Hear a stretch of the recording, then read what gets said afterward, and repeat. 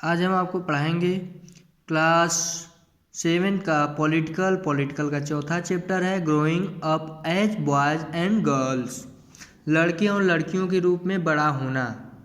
Being a boy और girl is an important part of one's identity. The society we grow up in teaches us what kind of behavior is acceptable for girls and boys। लड़का या लड़की होना किसी की भी एक महत्वपूर्ण पहचान है। उसकी अस्मिता जिस समाज के बीच में हम बड़े होते हैं वह हमें सिखाता है कि लड़के और लड़कियों का कैसा व्यवहार स्वीकार करने योग्य है, उन्हें क्या करना चाहिए और क्या नहीं करना चाहिए। हम प्रायः ये सब देखते आ रहे हैं। इस समाज में क्या होता है लड़कों के साथ, क्या कैसे लड़के रहते हैं, कैसे लड़कियां रहती हैं। Growing up in Samoa in the 1920s। 1920 के दशक में समोआ द्वीप में बच्चों का बड़ा होना। The Samoa island are part of large group of small island in southern part of the Pacific Ocean in the 1920s। Samoa द्वीप समूह प्रशांत महासागर के दक्षिण में स्थित छोटे छोटे द्वीपों के समूह का ही एक भाग है। समोआन समाज पर किए गए अनुसंधान की रिपोर्ट के अनुसार 1920 के दशक में बच्चे स्कूल नहीं जाते थे। वे बड़े बच्चों और वयस्कों से बहुत सी बातें सीखते थे, जैसे छोटे बच्चों की देखभाल या घर का काम कैसे करना है आदि। ये सब मछली पकड़ना, ये सब इनके अलग अलग रूप थे बचपन के। Growing up male in Madhya Pradesh in the 1960s। 1960 के दशक में मध्य प्रदेश में पुरुषों के रूप में बड़ा होना। कैसे पुरुषों के रूप में बड़े होते थे। The following is adapted from A account of experience of being in A small town in Madhya Pradesh in 1960s। From class 6th onward, boys and girls went to separated school. The girl school was designed very different and boys school they had a central courtyard। निम्नलिखित आलेख 1960 में मध्य प्रदेश के एक छोटे शहर में रहने वाले और स्कूल जाने के वर्णन में लिया गया है। कक्षा 6 में आने के बाद लड़के और लड़कियां अलग अलग स्कूलों में जाते थे। लड़कियों के स्कूल लड़कों के स्कूल से बिल्कुल अलग ढंग से बनाए जाते थे। उनके स्कूल के बीच में एक आंगन होता था जहां वे बाहरी दुनिया से बिल्कुल अलग रहकर स्कूल की सुरक्षा में खेलती थी।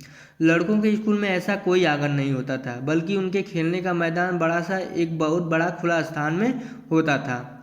स्कूल से लगा हुआ रहता था। हर शाम स्कूल के बाद लड़के सैकड़ों लड़कियों के भीड़ को सकरी गलियों से जाते हुए देखते थे। सड़कों पर जाती हुई ये लड़कियां बड़ी गंभीर दिखती थी। यह बात लड़कों से अलग थी, जो लड़कों सड़कों के अनेक कामों के लिए उपयोग करते थे, जैसे यूं ही खड़े खड़े खाली समय बिताने के लिए, दौड़ने और खेलने के लिए, साइकिल चलाने के लिए, करतबों को आजमाने के लिए। लड़कियों के लिए गली सीधे साधे पर घर पहुंचने का एक माध्यम ही था। लड़कियां हमेशा समूह से जाती थी। शायद उनके मन में डर रहता था कि कोई उन्हें छेड़ न दे और कोई उन्हें हमला न कर दे। आगे दिया है वैल्यूइंग हाउस वर्क, घरेलू काम का मूल्य। Harmanpreet family did not think that the work Jasprit did within the house was real work. The feeling as not unique to their families. Across the world, the main responsibility for housework and caregiving takes. Harmeet के परिवार को नहीं लगता था कि जसप्रीत घर का जो काम करती थी वह वास्तव में काम था। उनके परिवार में ऐसी भावना का होना कोई निराली बात नहीं थी। सारी दुनिया में घर के काम की मुख्य जिम्मेदारी स्त्रियों की होती है, जैसे देखभाल संबंधी कार्य, परिवार का ध्यान रखना, विशेषकर बच्चों, बुजुर्गों और बीमारों का। फिर भी जैसा हमने देखा, घर के अंदर कितने भी काम कर लो, लेकिन वो काम की गिनती नहीं होती, वैल्यू नहीं होती है। आगे दिया है लाइफ द डोमेस्टिक वर्कर्स, घर पे काम करने वालों का जीवन कैसा होता है। In the story above, Hermit's mother was not the only one who did the housework. A lot of the work was done by Mangla, their domestic helper many homes particularly in towns and cities.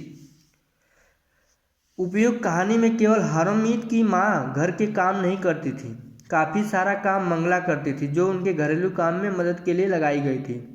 बहुत से घरों में, विशेषकर शहरों और नगरों में, लोगों को घरेलू काम करने के लिए वे बहुत काम करते हैं।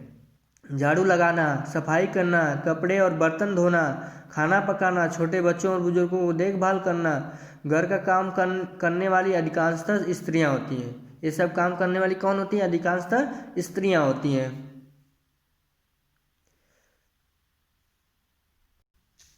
आगे दिया women's work and equality. As we have seen the low value attested to women's household and care giving work is not an individual or family matter. It is part of a larger system of equality between men and women. It therefore has to be dealt with through action, not just at the level of the individual or the family but also by the government. जैसा कि हमने देखा कि महिलाओं के घरेलू और देखभाल के कामों को कम महत्व देना एक व्यक्ति या परिवार का मामला नहीं है, यह पूरे देश का मामला है। पूरे देश में ऐसा होता है। वे केवल व्यक्तिगत या पारिवारिक स्तर पर नहीं वरन शासकीय स्तर पर भी होने चाहिए। ये सब जो इसके सुधार के लिए कार्य किए जाते हैं वो सब शहर राज्य स्तर पर भी करना चाहिए। हम जानते हैं कि समानता हमारे संविधान का महत्वपूर्ण सिद्धांत है। संविधान कहता है कि स्त्री और पुरुष होने के आधार पर भेदभाव नहीं किया जा सकता, परंतु वास्तविकता यह है कि लिंग भेद किया जाता है।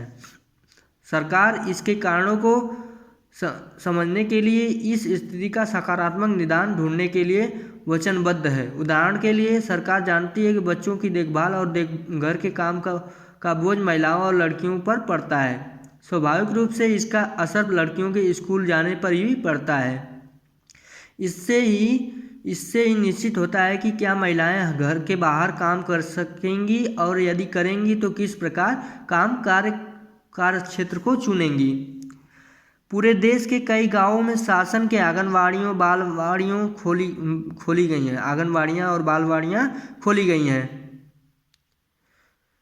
शासन ने एक कानून बनाया जिसके तहत यदि किसी संस्था में महिला कर्मचारी की संख्या 30 से अधिक हो तो उसे वैधानिक रूप से बालवाड़ी की सुविधा देनी होगी। बालवाड़ी की व्यवस्था होने से बहुत सी महिलाओं को घर से बाहर जगह काम करने में सुविधा होगी। इससे बहुत सी लड़कियों का स्कूल जाना भी संभव हो सकेगा।